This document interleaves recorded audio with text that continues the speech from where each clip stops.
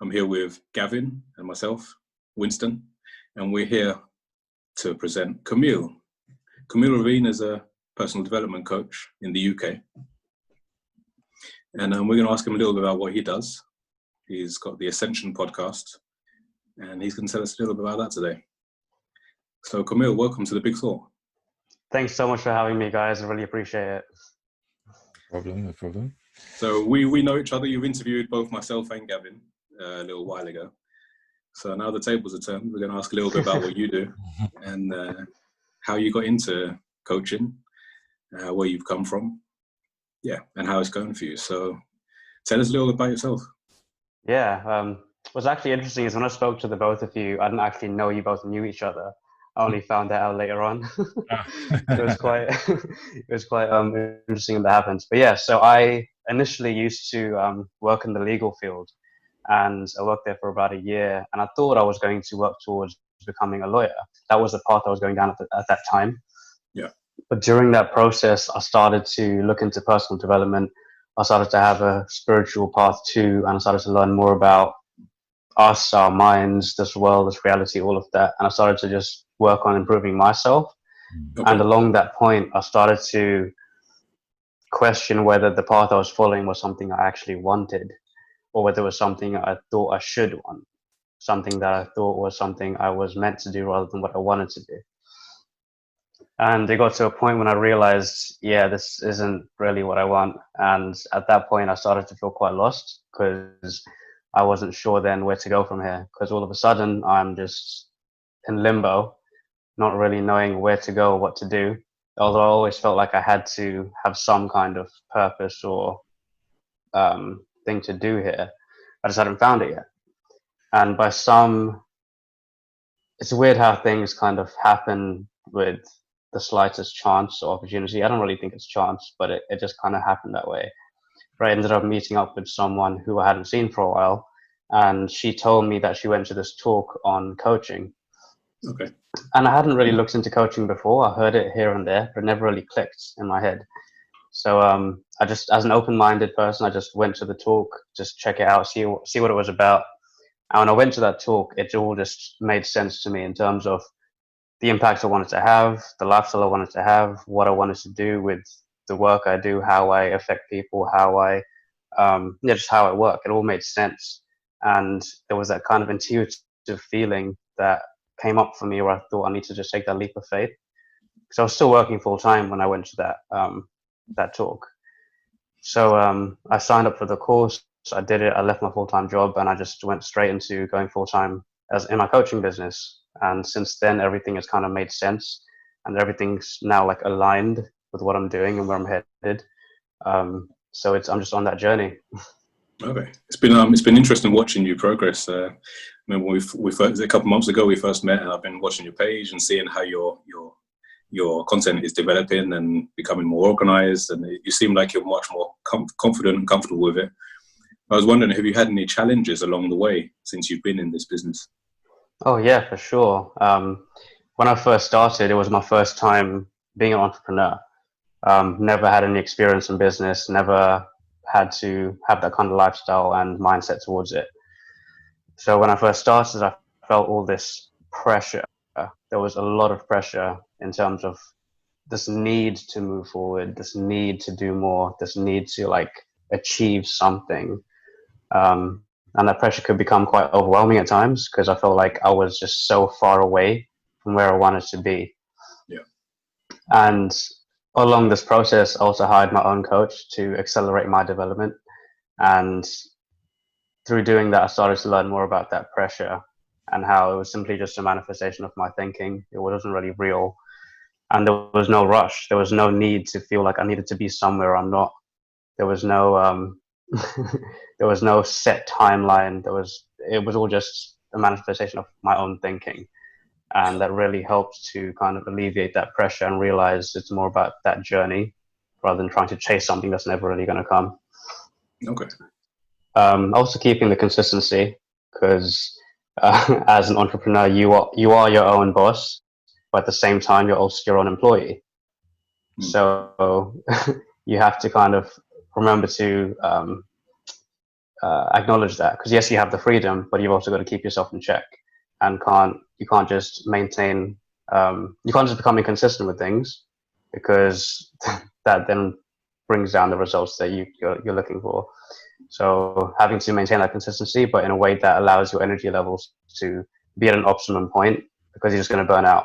And I started to do that at the beginning. I would just my mind would be on. Doesn't matter if you're not doing anything, if your mind is still on, and you're still thinking about work, even if you're replying to messages or whatever, that's still going to catch up to you. Don't get to relax. Yeah. So learning to slow down, to switch off, and to take time for myself as well was a good learning point. Okay. Nice. So when you said when you came to that point where you had to where you felt like you didn't want to be a lawyer anymore and you wanted to go in a different direction, what were the things from that course or that talk that you had that really stood out to you, that really said, okay, this is my calling right here? Were there any key moments or things that were said that you just thought, this resonates with me massively and I've got to pursue this? Yeah, so I think there were a kind of number of factors, but when I was pursuing the law path, it was like I was having to look for reasons why. Even when I went to all these job interviews and applications and all of that stuff you have to go through, it's like I had to really try to show why I wanted it. It wasn't like something that felt just natural to me. It's like I had to really think of why I wanted to do this. It didn't feel like something that just came to me, and it was all very. I never saw myself as a really corporate, structured person, and it's like I was trying to fit into this mold. Even when I was going to these interviews, I had to fit into a certain mold to be what they wanted, not what I wanted. Yeah. And I've always had that desire for freedom as well and flexibility in what I do. I don't like to be constrained in anything. So when I went to the talk with this coaching course called Animas, one aspect was the fact of the freedom to work where I wanted, when I wanted, just from a laptop, and also the actual impact I would have on people. Yes, I'll be providing a service as a lawyer, but it's not quite the same transformation you create for people right in front of you. And I think that's just priceless, because if I'm able to actually create such a deep inner transformation for someone in their life, allow them to shift as a person, allow them to improve their life, allow them to just evolve, for me, that's there is no service and no impact that can match that for me. So I felt that purpose in what I'm doing is just what I wanted, to have that kind of impact on people. Okay, that's good. And what, when you were actually there, what was the atmosphere like? Was there, people like yourself, were there lots of people that are coming from a different profession, or were there lots of people that just always had that same longing? How was the community that you were around? What did that give you, that extra kick to pursue this? Actually, I like that you brought that question up. So what I found in the coaching space, the coaching area, is that people are very supportive.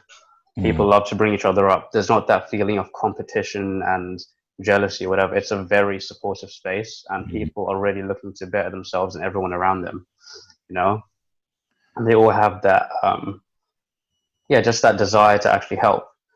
But another thing is that there were so many different backgrounds, different ages, different professions, different life paths. And I found that no matter what area of life people were at, they were all coming into the same profession of coaching. Yeah.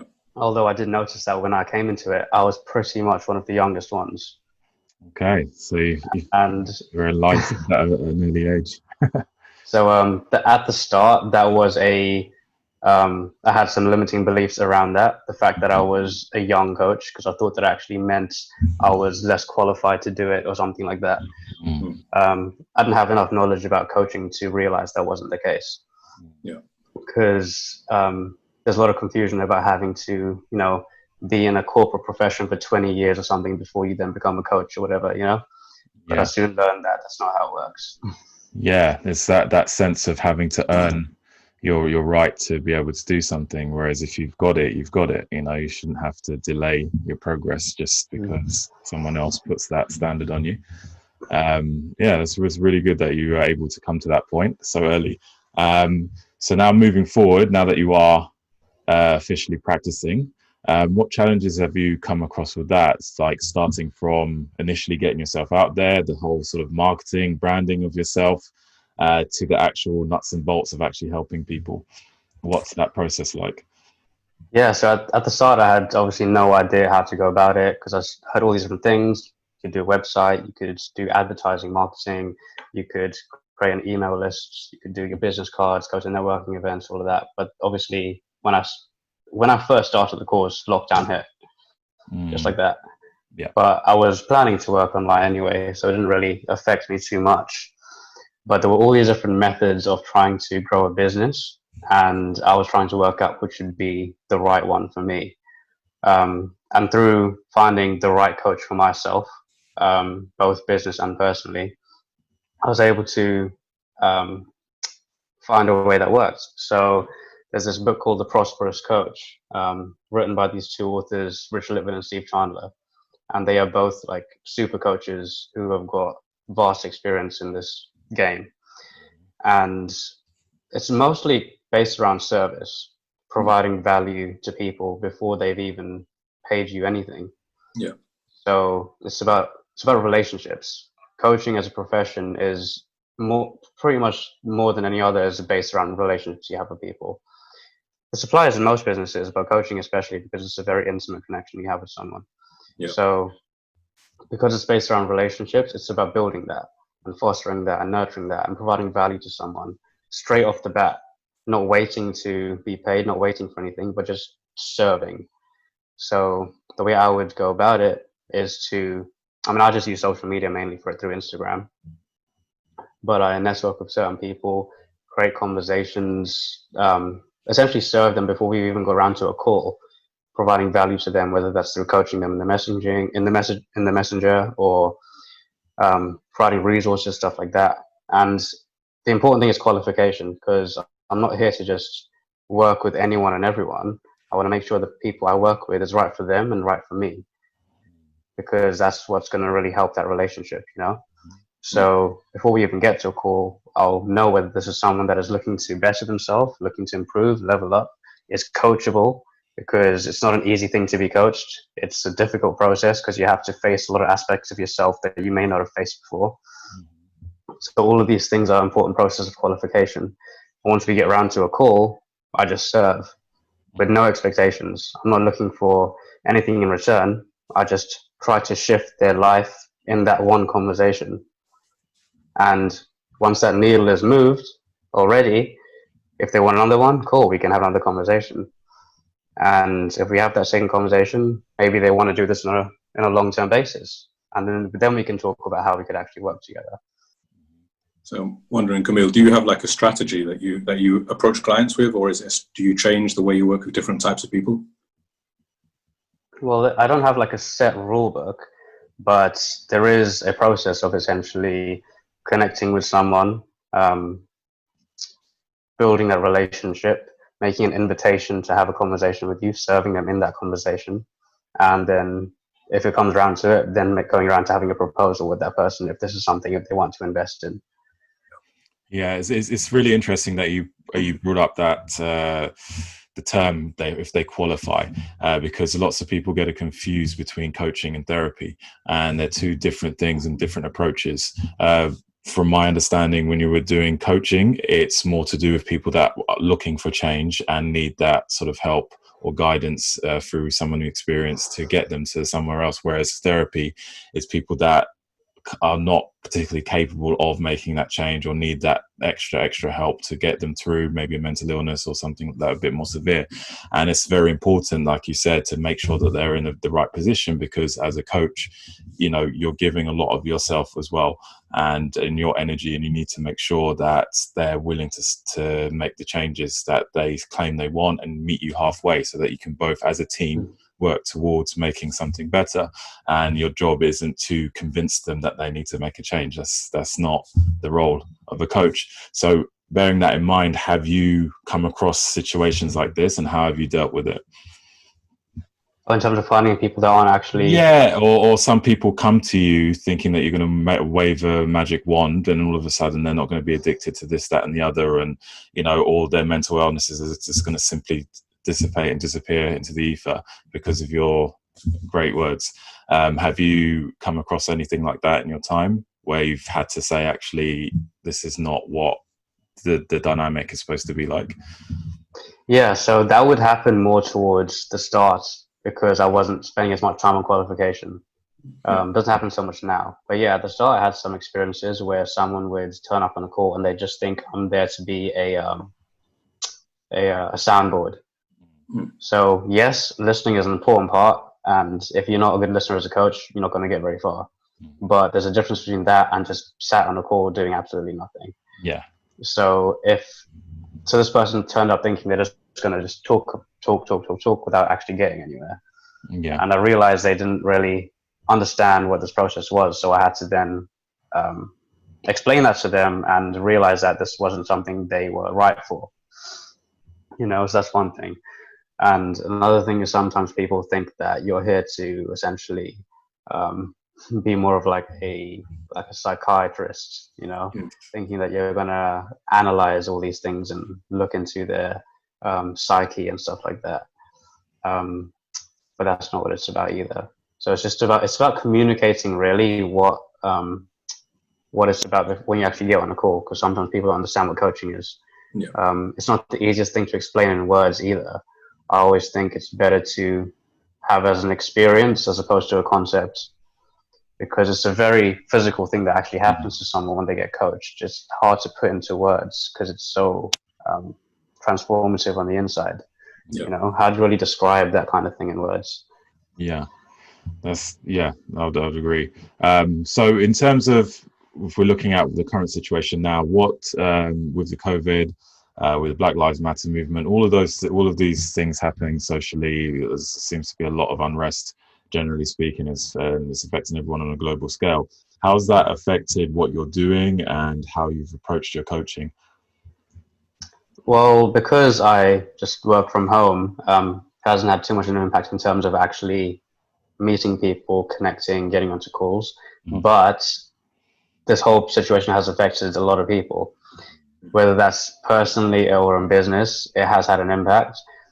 So it's always something I do ask about, always something I inquire about and see what people are struggling with, how it's impacted them, and how they've been managing to deal with it or how they're working on it. So sometimes people have actually been fine. Some people are thriving more than ever, whereas some people are really struggling, and whether that's mentally or in their business. So it's been very varied. For me personally, it's been okay because I've been able to just work from home, but that's not the case for everyone. And sometimes people need help with the things that they're going through, whether that's mentally, especially with having all the isolation or having certain things in their business that starts to collapse because of what's happened. That's something we can deal with.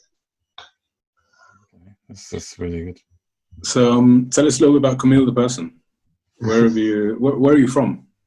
So I was born in South Africa, and I spent the first 5 years of my life there. And then I moved to London to stay, and then was pretty much in London for the rest of my life, apart from university, when I went to Birmingham to study law. But yeah, so in terms of me personally, I love to travel, get out and about, experience different cultures, different countries, learn more about different parts of the world.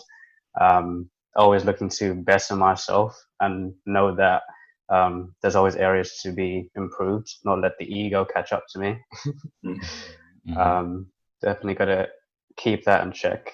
It can be quite tricky working with the ego sometimes. But yeah, it's definitely been a big part.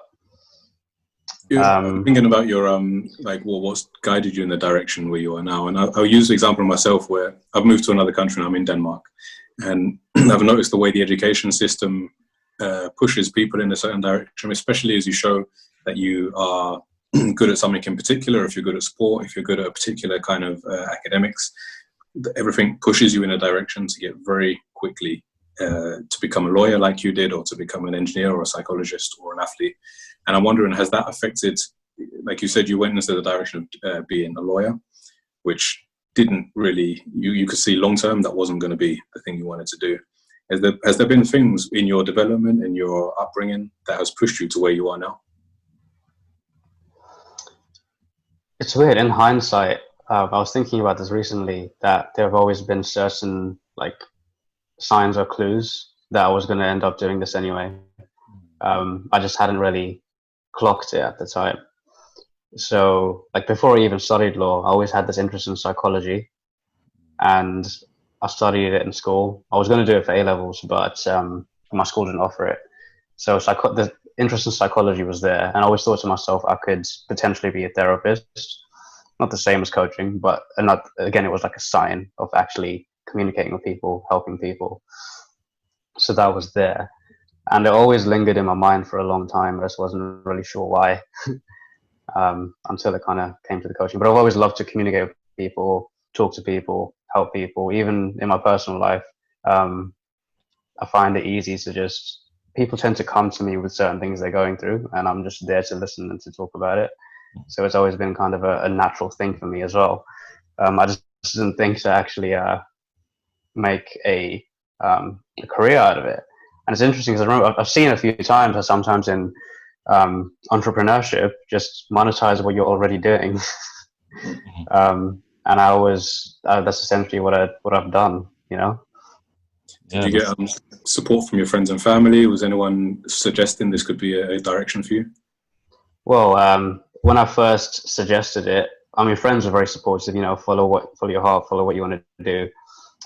Family was also supportive, but there was still obviously some concern out of like love, because they don't want me to take the wrong path or whatever. But there was just some fear around it, because it's not the typical path, it's not the norm, there's no safety, you know. It's one of those things that that can be a risk. So, but I just knew I had to do it. I wasn't going to settle for anything less, and I was just going to do it anyway. And they've supported me with it. So at first there was some kind of fear, but once I just started and got the ball rolling, they were like fully supportive of what I'm doing. Fantastic. And as a trained lawyer, what skills have you found that have been transferable to your coaching style and everything that goes along with that? Because obviously being a lawyer, still working with people that have got a particular problem, and you still have to, in a way, coach them around to getting them into the best situation possible, regardless of what they've done. So how has that helped you prepare to being a coach as well? Well, I say during my degree, when I was working as a paralegal before I qualified, there's a lot of problem solving, analysis, like evaluation, that kind of thing.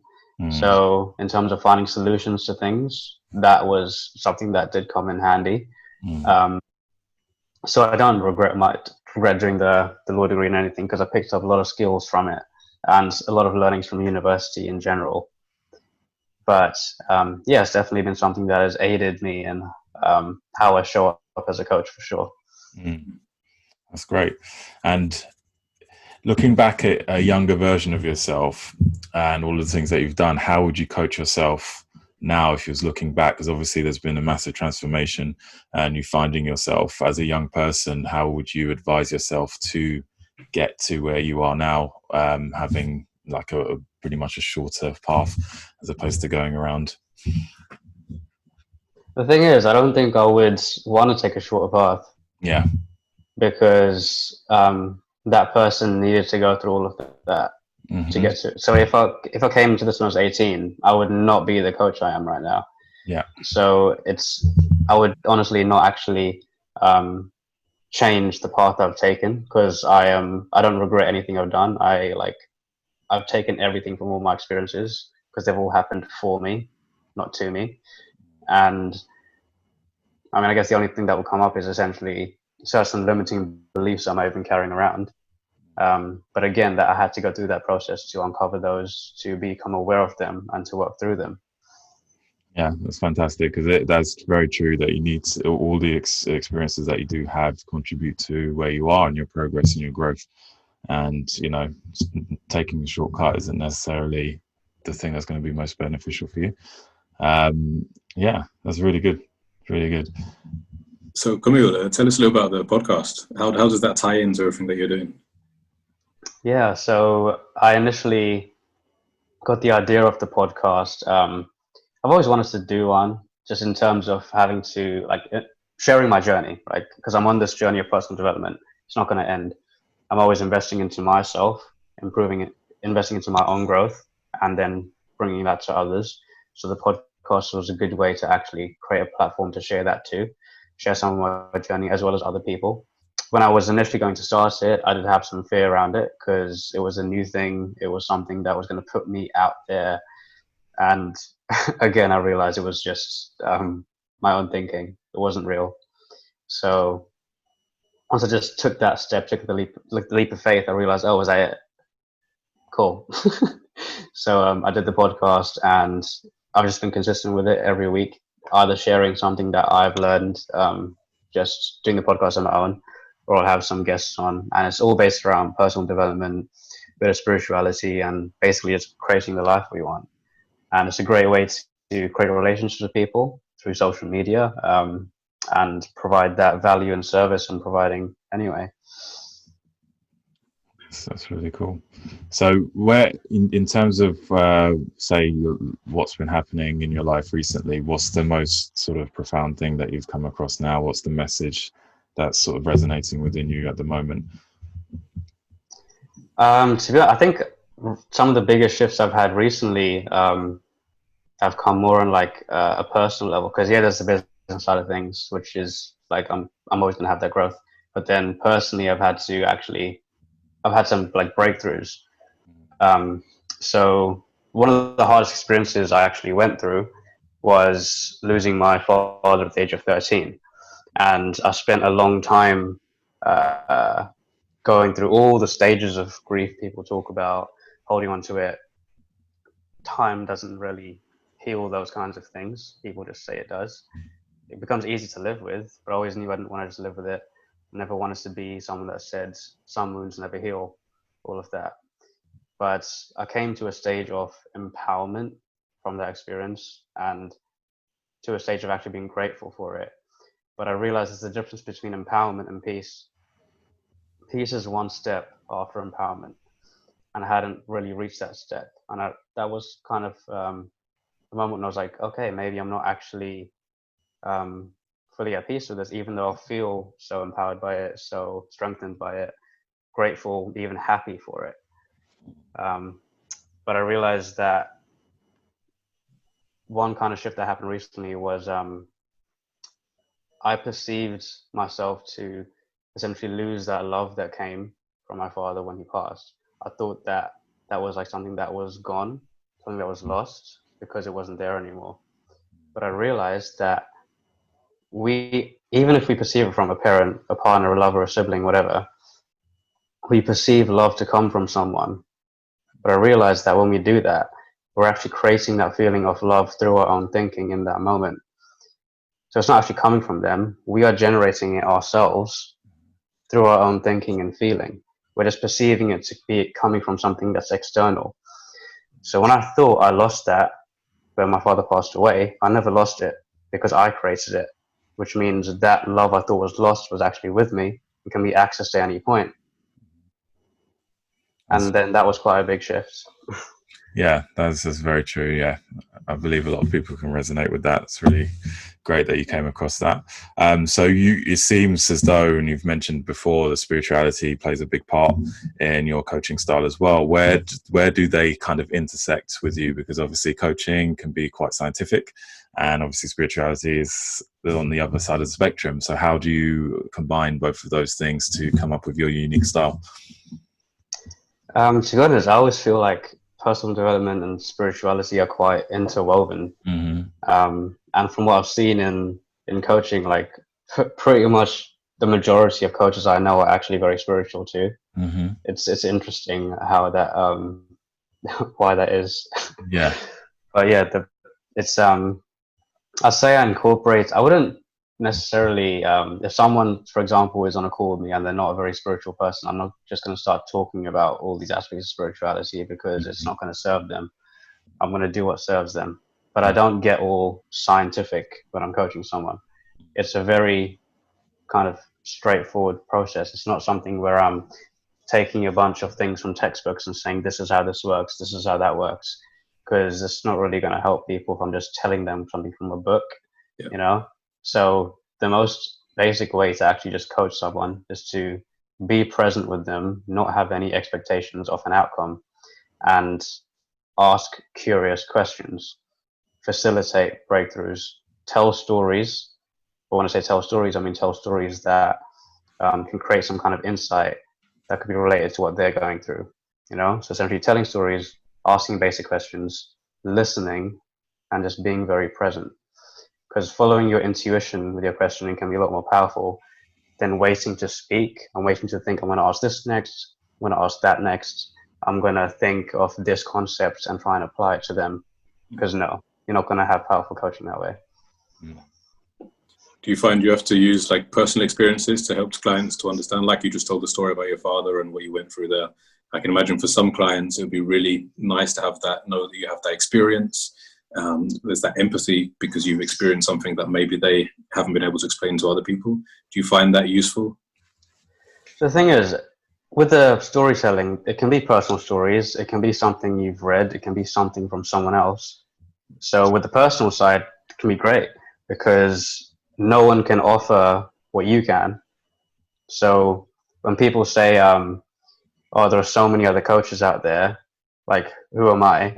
Well, that's the point. Like, there is not a single person in the world like you. You can offer what no one else can, and you're essentially the scarcest resource there is. So what makes things something personal about myself is one of the greatest things about me, because that's what's actually going to let you offer what no one else can. Yeah. So yes, the personal side is an important part of coaching. You're not just going to be a robot, you're a human being. And that's why coaching is so cool, because you get to really emanate who you are. And that's another reason I actually wanted to do this, was because I get to just be myself. I don't have to worry about following some kind of, structure or trying to be someone that I don't need to be. I can literally just be myself. And that's one of the best things about it. That's great. Yeah, it's really important to maintain your own identity, and in a roundabout way, or in a direct way, in fact, you're helping other people do the same thing, which is probably one of your driving forces to really help people find out, be aware of who they are, what they were looking for in life. So in terms of your coaching style, what key sort of teachings or methods do you feel are, the things that you really stand by, that you feel that really people really need to be aware of? If there's any sort of NLP sort of things or CBT sort of things, anything that you find that just like, yes, this is something that a lot of people need to be more aware of to help them move forward? In terms of my style, I don't necessarily think like this is my approach and what I'm going to apply it. Like, yes, there's a toolbox. There's something we can draw upon from courses or books or whatever. So we have all these things we can draw upon. It just depends if it's actually relevant in that moment. But generally speaking, I like to be very challenging, not kind of tiptoeing around certain things and being very direct with someone. Yeah. That may not be okay. So there's this like body called the ICF for coaching, and they have their own template and like thing about what coaching should be. But that doesn't necessarily mean what coaching is, because if you take someone who's like if you take someone like Tony Robbins or Richard Levin or Steve Chandler, all of these amazing coaches, and you get them to do like a test by getting them to do a coaching conversation, they're going to fail that test if it's according to like the ICF or something, because they're not following the protocols and guidelines from these governing bodies. But that doesn't necessarily create the transformation that's going to happen if you follow all these guidelines, right? So what is coaching really? Doesn't need to be something that's following all these guidelines, or can it just be you just doing you and creating transformation for someone? Yeah. That's the result that is most important. Yeah, exactly. Yeah, exactly. And have you found that you're able to solve lots of sort of personal things within your own life with your friends and family now that you've developed these skills? Have you been able to sort of really use them as on a personal level? Yeah, it's since I started this journey, it does get you to reflect and see yourself in many different ways. Because especially when you have your own coach, because yes, I'm coaching people and as one way to improve myself and help others, but being coached creates a whole different level of transformation.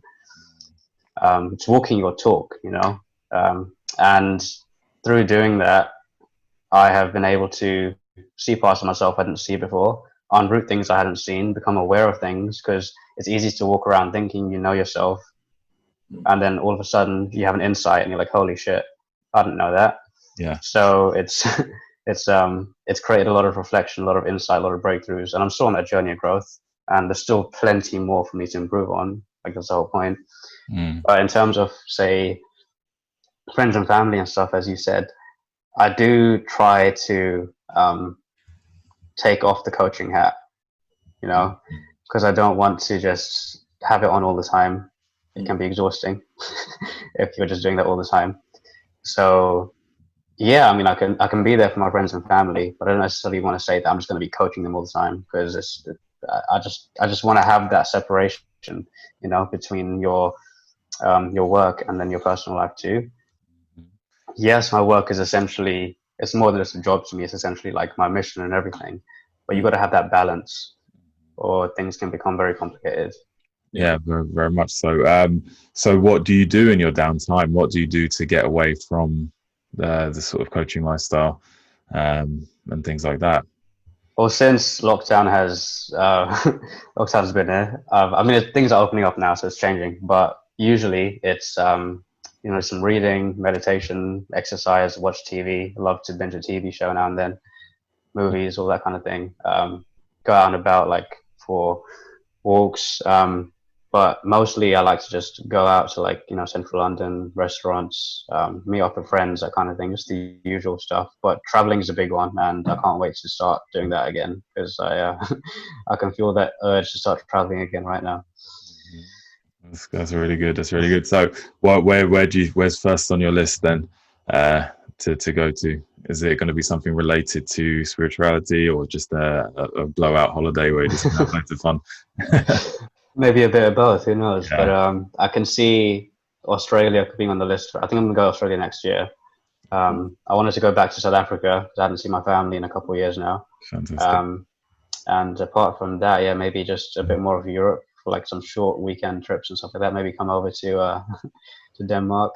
Yeah, you're welcome over, of course. Yeah, that'd be great. You asked me last time we spoke. You asked me what am I up to at the moment in terms of my learning anything new. So I'm going to throw that question back at you. I think you did kind of answer it when we spoke, but I'm going to ask you a bit more now. So are there any new skills or any new stuff in your private life or in your business that you're learning at the moment? Yeah, so I actually there's this book called Reality Transurfing. It's let's just say it's very complicated.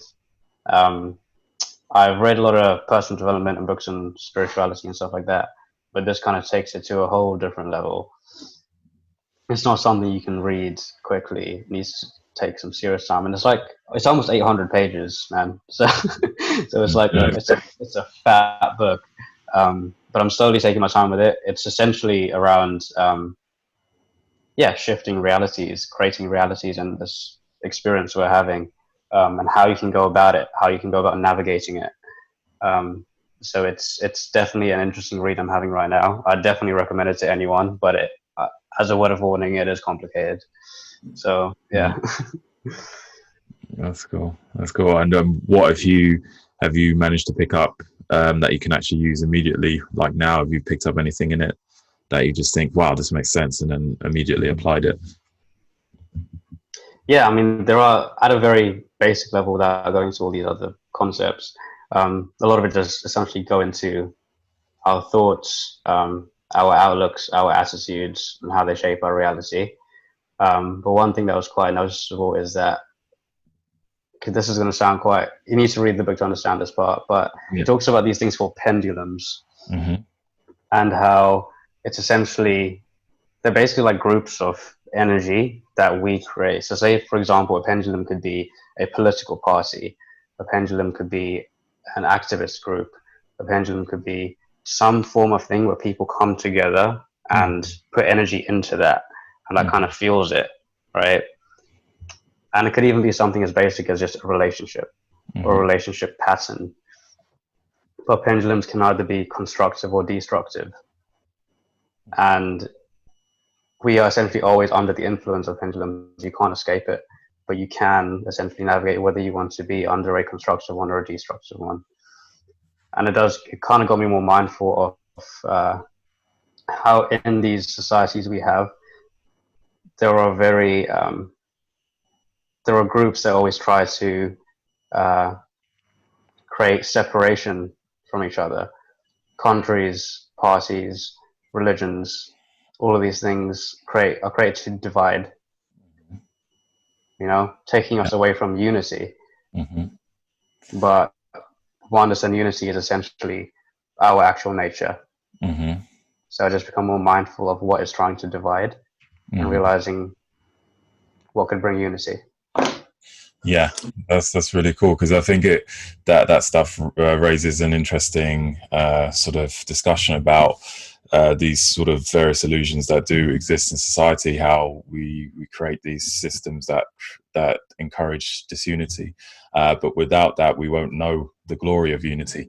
So it seems like a necessary process, but at the same time people buy into it as a fact. And I feel like people need to realize what the driving force behind that is for you to actually come away from what you are to realize the glory of what you are in the first place. So, but this is what a lot of these constructs in society are supposed to be there for, as an experience for you to come back to who you really are and really feel that glory of being those things that society may encourage you not to be. So I feel like a lot of teaching around that's needed, and awareness around that yes, there is obvious disunity in a lot of things that you see, even from what's going on right now, but at the same time these are illusions and they can be changed in a split second if you choose to do so. And a lot of people are in a position where they feel like they don't have that choice, and this is where people like yourself, coaching, therapists and all the rest of it, give them that sort of belief and break away those limiting factors and break down those barriers so that they can actually see it for what it is, and it's just an illusion, so that they can experience that glory of whatever they feel like they're missing. 100%. Yeah. So yeah, it's really, really interesting stuff. So in terms of building on what Winston said for the future, where do you see yourself in a few years' time? Say 5 years, the stereotypical 5 year, where you're going to see yourself in 5 years type of thing. What kind of thing would you like to do? Would you like to go down the Tony Robbins sort of route and just be a big star on the stage doing mass coaching, or would you like to keep it quite personal and quite sort of bespoke? I do have I don't know, like long term. I said 5 years is a good time period, maybe even 10 years. So I have this vision of where I'm headed for now, and it's essentially continuing to scale my one-to-one. I do love the intimate contact something like this brings. I do want to always work with someone one-to-one, because it's very different working in a group setting. So scale the one-to-one, work with very few select individuals, but that are essentially high achievers, high income, high paying, to foster that freedom lifestyle I mentioned too. And creating my own group programs. So whether that's life coaching and business coaching, have a couple of those going, maybe up to like 10 people. And then also continue to grow my podcast and content. And as I continue to scale, generate income, I can then use that as well to invest into promotions through like bigger pages on Instagram, generate traffic to mine, and just be able to have a greater impact through my content.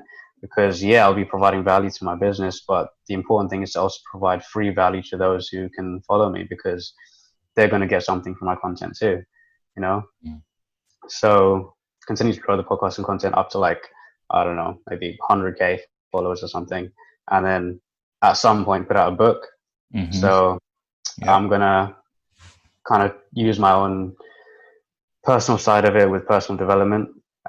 It'll be based around personal development, but just put out a book at some point, and some kind of public speaking too. Not necessarily Tony Robbins style, but some kind of public speaking, maybe a couple events a year or whatever. So that's what I see right now on the business side. I look forward to that. Every time I speak to you, I get this. I can feel the passion that what it is you're doing. It's like you've definitely chosen what it is you need to be doing or should be doing.